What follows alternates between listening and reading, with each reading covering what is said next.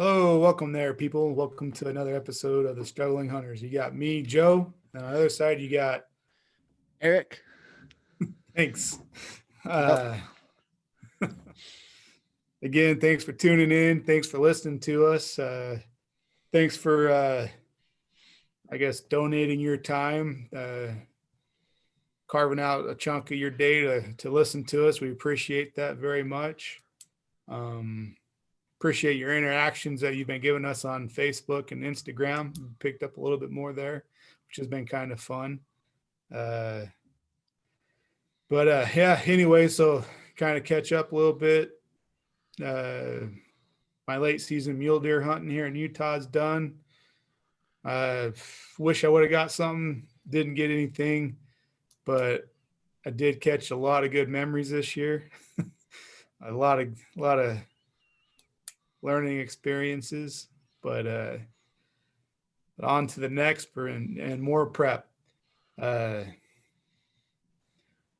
but as far as hunting, I haven't been doing anything too much particular lately. Just relaxing this last weekend, waxed the old truck, try to take out some scratches that I put into it, getting down, going down a couple. There one stretch of dirt road that I took my Explorer down and I didn't really scratch it up all that much. So I was like, oh yeah, truck's a little wider than the Explorer, but I got some good Rocky Mountain pinstriping going down the side of my truck.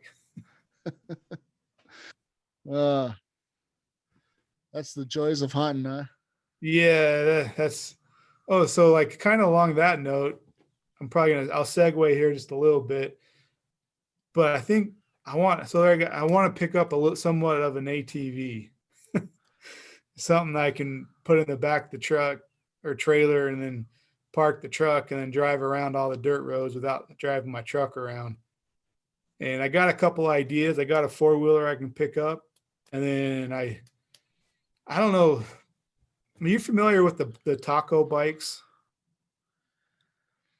Um, They're I like a 70s, like early through the 70s and early 80s.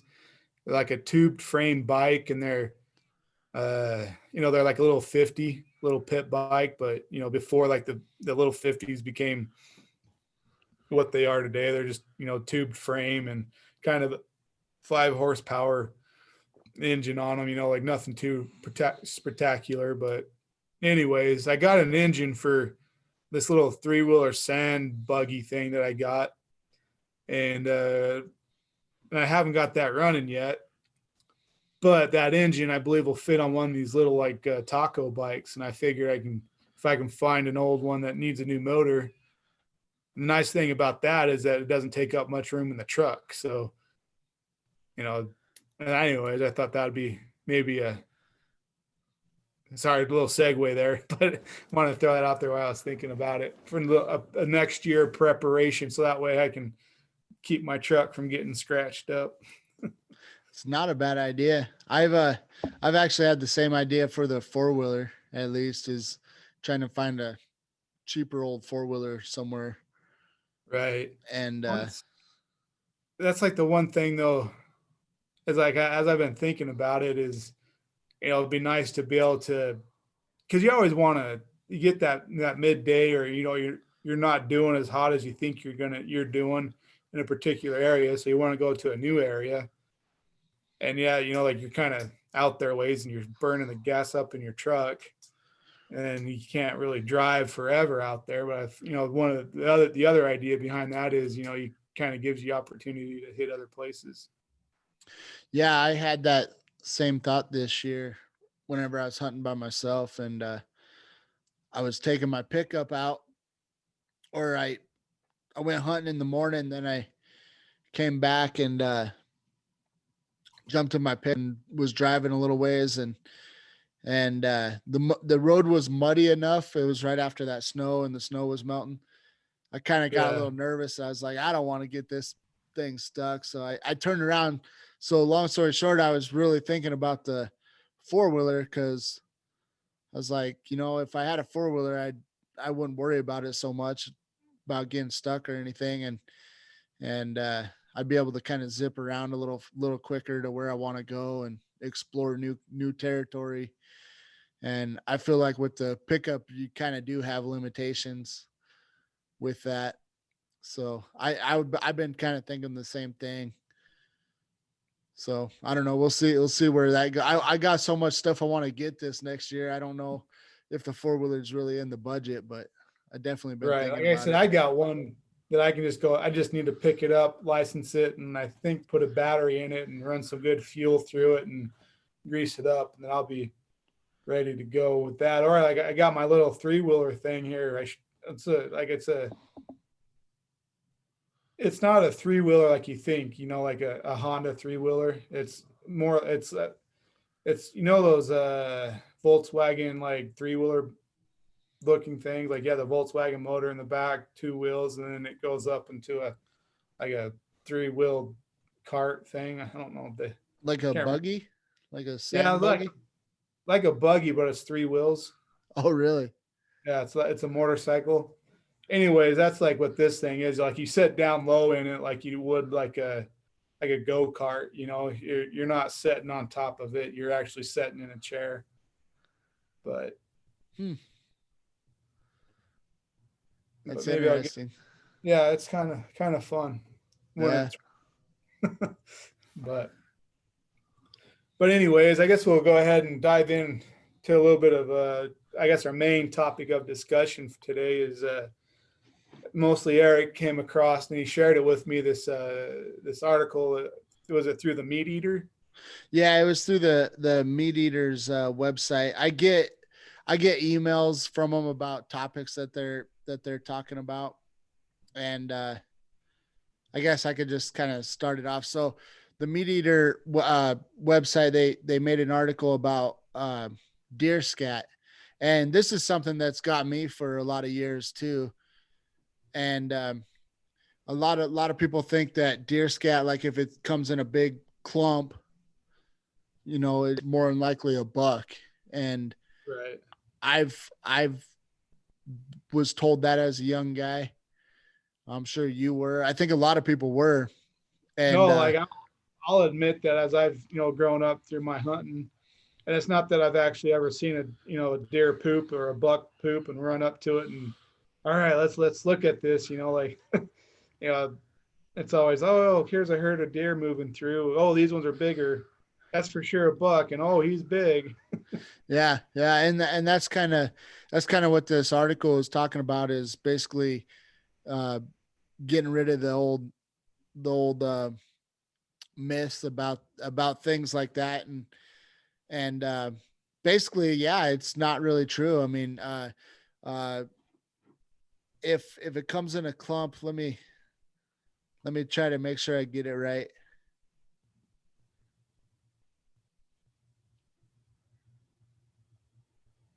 Because they said there's a couple different like what'd you call it, a category, a couple different styles of poop a Yeah, deer's.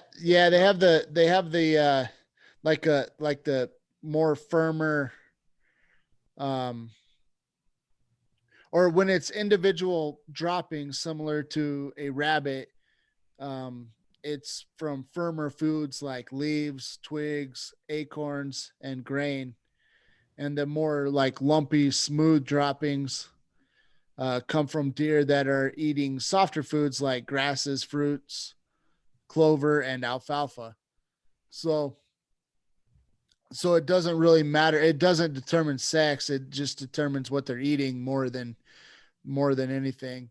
There was a study that was made, and they did say that like a mature buck will have a little bit larger of a scat or Diameter droppings for their of a drop. diameter, but they it, like you can't really tell that necessarily by the naked eye. Like if you walk up on it as a hunter, you're not gonna be, oh yeah, that's a big one like a buck. Like it, Yeah, it's so I feel it's like we need to have one of us out there with our little inspector gadget, magnifying glass, and a little feeler gauge thing. Just like, okay, yeah, yeah. this one's a bit bigger than the rest of them. There's a Yeah. buck. There's a buck around here. Yeah, so I mean, it's kind of a shame.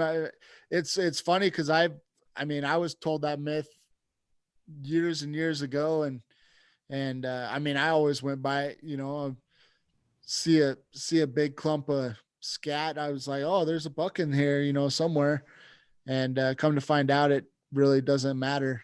Doesn't really Right. mean much. So So I get before we get going too much further, I want to.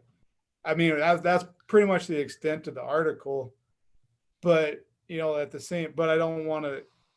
So it seems like we're saying don't really pay attention to the poop. But there is there is a takeaway, and Eric said them both in the while he was talking about what forms the different the different categories, the different styles of poop. It is what they're eating, what they're carbo loading on. yeah, So by paying attention to how that poop looks, or how that scat is formed, or how it's sticking together, how it's not sticking together, will kind of tell you what they're eating at the time. So that might help you find them. yeah, it might help you identify where to look to, I mean, uh, yeah, I mean, if you're around a bunch of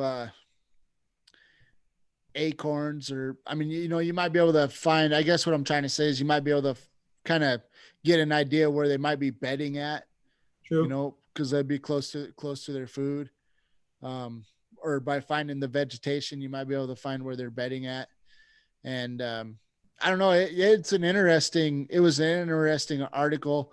I've kind of been hearing it over the last, I'd say probably a year or two. I've kind of heard, it might have been from the meat eater guys, because I listen to them all the time. So uh, they might have been saying it for a while, but I just got this article in, and on my email, and so I read it, and I was like, oh, that's interesting, because I've always thought the other way, and I think a lot of people do. I'm sure people that don't read this article will probably call me a liar, but uh, I mean, it's what they're saying, and I don't know. I mean, I guess I kind of believe it. They put in the research for it, so Right. And like I'll say I believe it.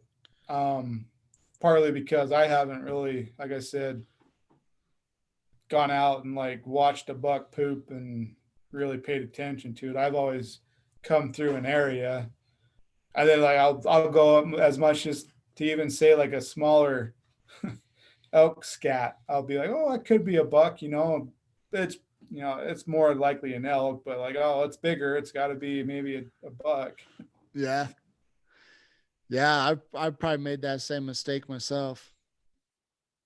So yeah, it's interesting way of looking at it though, for sure. But real quick, I just gotta say I'm pretty excited about this, and kind of what I was gonna do is put a link in the description on the podcast and the YouTube channel. But I got the Meat Eater Guide to Wilderness and Survival Yo, Skills and Survival. Uh, they just released this book like a week ago or a few days ago, and so to help those guys out, I wanted to put a link in the description so people could go and get their book. Um, and help them get more sales, I guess. Also, the link will be an Amazon link, so it kind of helps us out. We get like a small commission off of it if you buy through our podcast, so it kind of helps our podcast grow.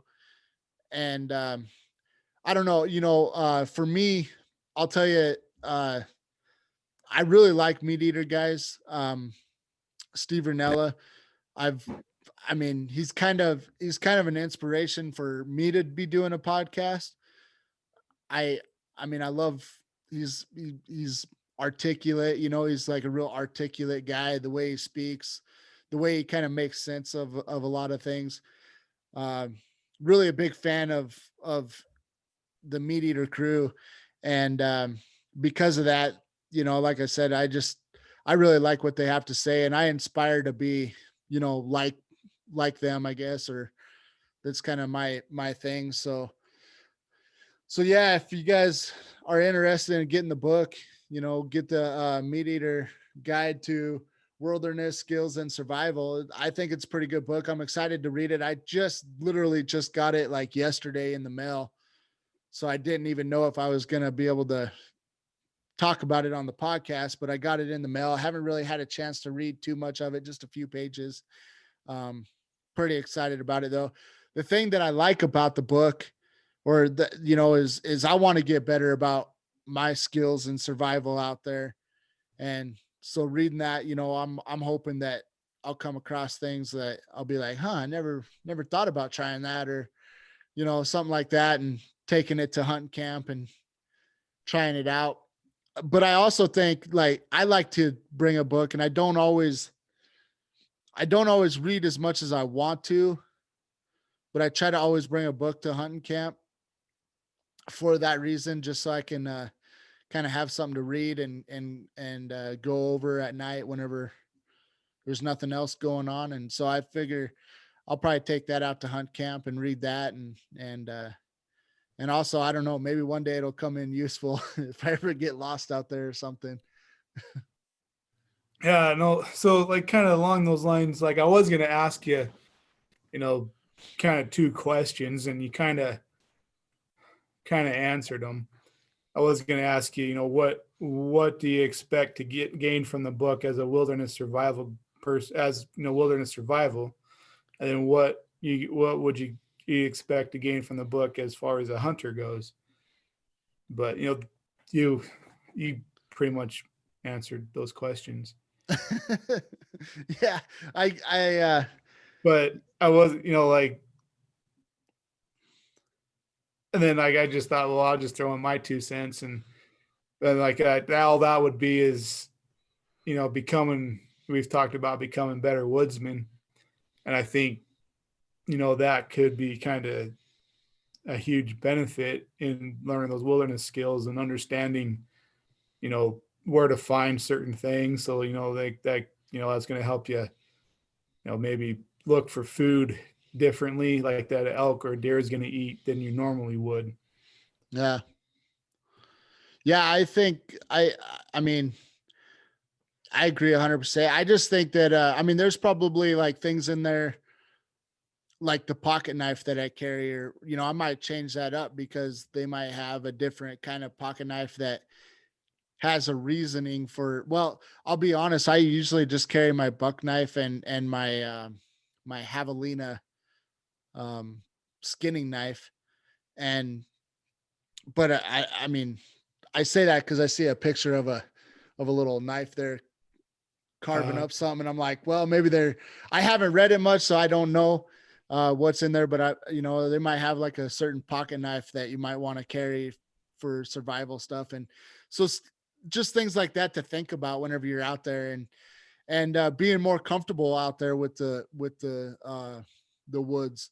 I I just listened to their podcast. They were talking about the book, and that's the whole reason I went down the rabbit hole to buy the book.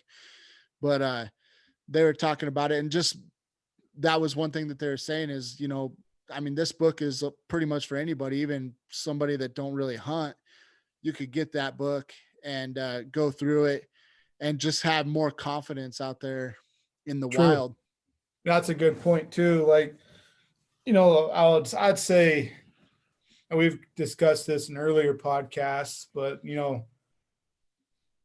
part of the thing about being in the woods is kind of, in a way, for me at times, is being scared of the woods.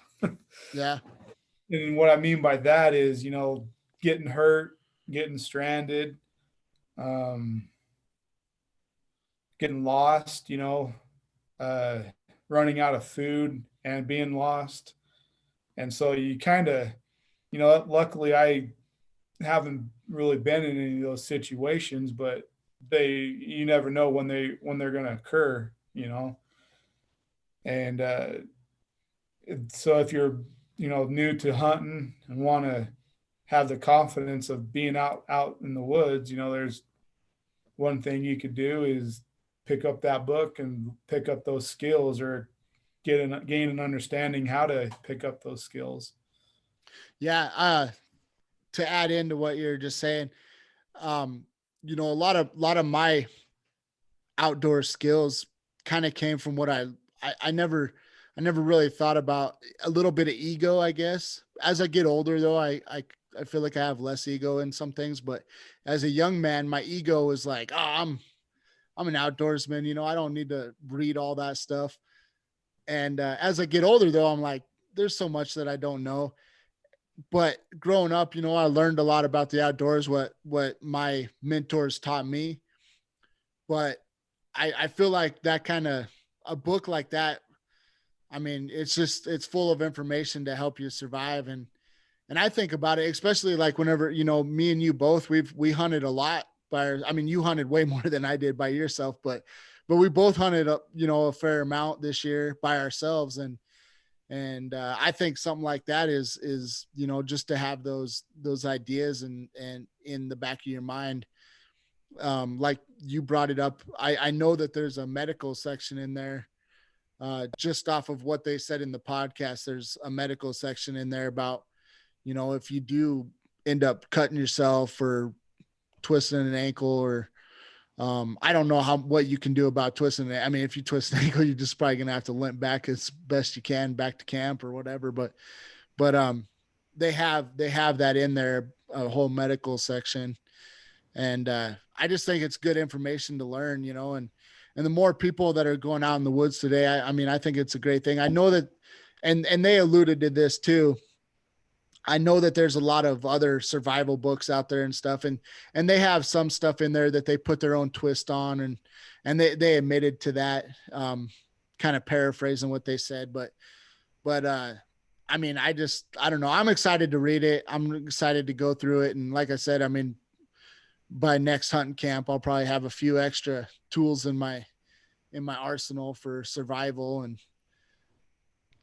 see where it kind of goes. But I think it's a good little guide to have. I mean, even maybe as much so as finding a glassing spot, and it kind of little bit of dead time or whatever, you might open it up and just kind of refresh your memory on some things, or whatever the case may be. But I think it'd be a fun read, especially for what we do and how we're trying to get better. And that's the thing too, is I have this desire to try to be a better woodsman and try to be, what's the word I'm looking for? I want to kind of go on more journeys in the woods and kind of, really, really get in touch with the outdoors, I guess you could say. And so I feel like a book like that just kind of help you really, really kind of hone in on some skills. And the biggest thing is, I mean, even if you're just an avid hiker, I mean, it's not all about hunting, but even if you're an avid hiker, to be able to,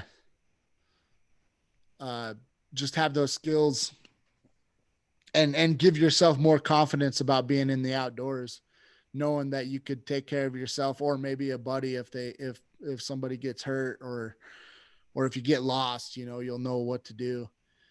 And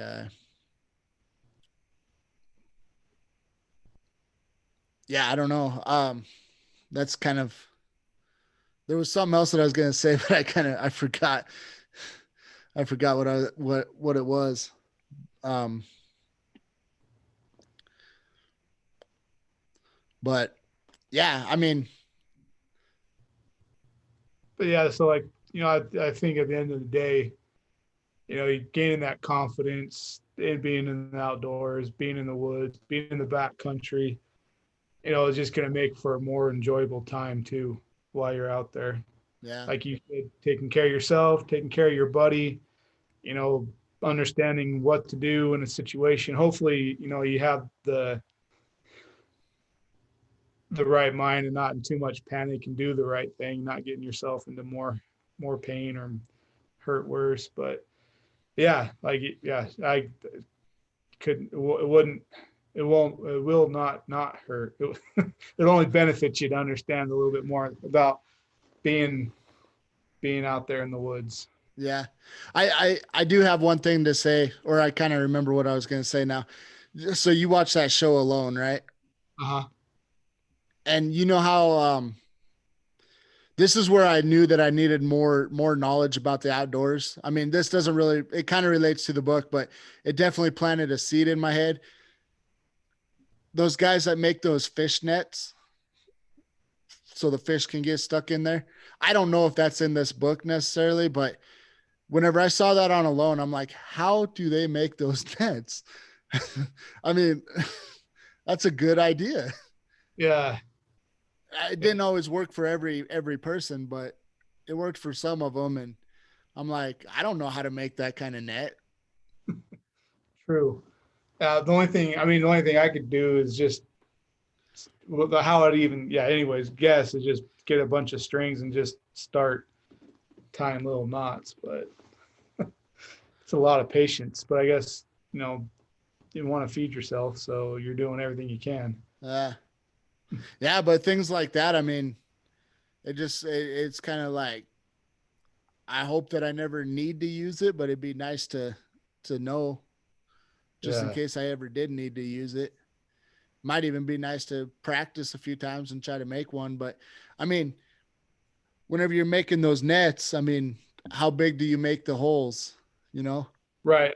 That's what I was just thinking too. Like, you kind of got to know,